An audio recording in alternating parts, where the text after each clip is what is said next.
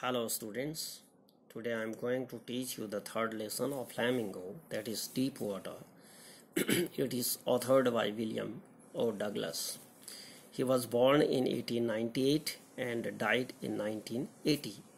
He was born in Maine, Minnesota. After graduating with a Bachelor of Arts in English and Economics, he spent 2 years teaching high school in Yakima. However, he got tired of this and decided to pursue a legal career. He met Franklin D. Roosevelt at Yale and became an advisor and a friend to the president. Douglas was a leading advocate of individual rights. He retired in 1975 with a term lasting 36 years and remained the longest serving justice in the history of the court. The following excerpt is taken from Of Man and Mountain by William O. Douglas.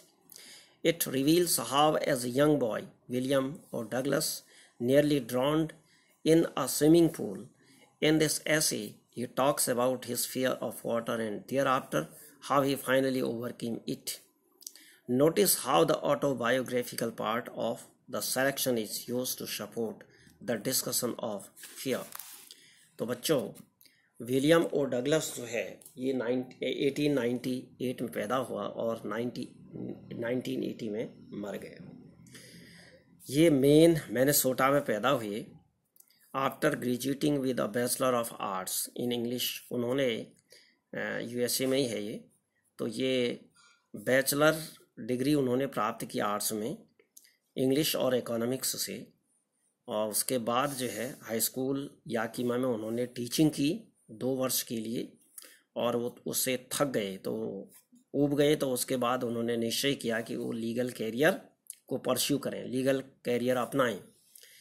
उसके बाद D Roosevelt, the president of America, USA के president D Roosevelt से मुलाकात हुई उनकी, और वो जो है एक उच्च लीडिंग माने अग्र पंक्ति के जो है एडवोकेट बन गए इंडिविजुअल राइट्स में।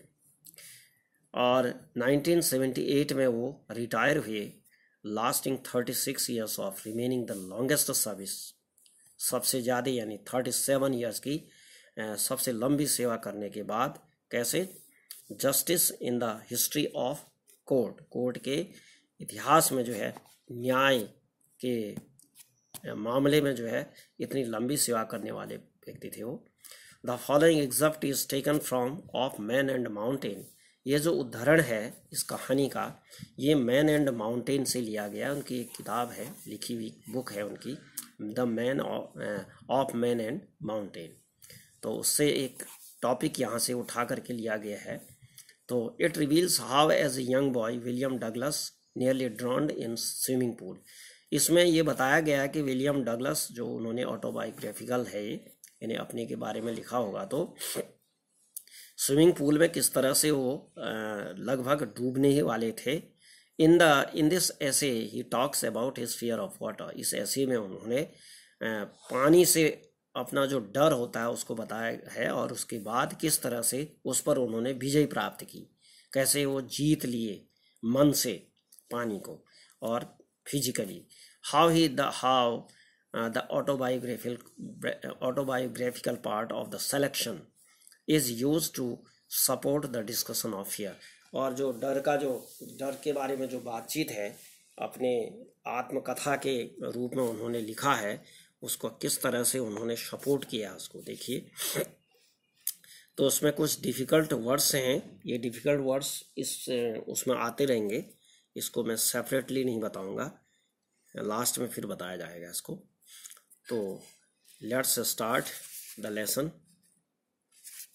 Yes, I will tell you the difficult words of this text. It had happened when I was 10 or 11 years old. Now the story is beginning. कहानी शुरू हो रही है। देखिए क्या कहते हैं William O Douglas. It had happened when I was 10 or 11 years old. ये तब हुआ कहता है जब मैं 10 या 11 वर्ष का रहा हूँगा। I had decided to learn to swim. मैंने तैराकी शुरू तैराकी सीखना जो है निश्चय किया, तैराकी सीखने का निश्चय किया, या तैराकी सीखना ही कहेंगे इसको, learn to swim means. There was a pool at the YMCA in Yakima. वहाँ एक पूल था, पूल मीन्स तालाब, YMCA young men's club association, इसका पूरा फुल फॉर्म है बच्चों, यंग मेंस क्लब एसोसिएशन। कहाँ है? याकिमा में। तो एक पूल था, swimming pool, that offered exactly the opportunity, जो अपॉर्चुनिटी प्रदान करता था। अपॉर्चुनिटी का मतलब होता है अवसर प्रदान करता था तैरना सीखने वालों के लिए। ये क्या उपयुक्त अवसर प्रदान करता था, मुझे कहता है। The Yakima river was treacherous, और जो याकिमा रिवर थी वो बड़ी ट्रीचरस थी। ट्रीचरस का मतलब होता है डेंजरस, बड़ी खतरनाक थी। वहाँ नदी भी थी ना याकिमा, तो वहाँ जो नदी थी वो बड़ी खतरनाक थी। Mother continually warned against it, माता जो है मुझे कंटिन्यूअली मीन्स लगातार, कंटिन्यूअसली भी कह सकते हैं, वार्नड मीन्स चेतावनी देती थी, अगेंस्ट इट इसके विरुद्ध, कि नहीं जाना। जैसे अमूमन कहते हैं कि माता लोग कहते हैं कि बच्चों वो नदी में मत जाना, कहीं बह जाओगे, डूब जाओगे, इस तरह से। तो वो भी माँ, उनकी माँ भी कहती थी। And kept fresh in my mind the details of each drowning in the river, और ये बात जो है मेरे दिमाग में रहती थी, दिमाग में ताज़ा रखती थी, कि नदी में डूबने वालों का जो ब्यौरा था, ये कहता है ना ये and kept fresh in my mind, मेरे दिमाग में ताज़ा रहता था, द डिटेल्स माने ब्यौरा, of each drowning in the river, नदी में जो भी प्रत्येक आदमी डूबता था उसका ब्यौरा मेरे दिमाग में ताज़ा हो जाता था। But the YMCA pool was safe, लेकिन YMCA जो पूल था वो सेफ था, सुरक्षित था।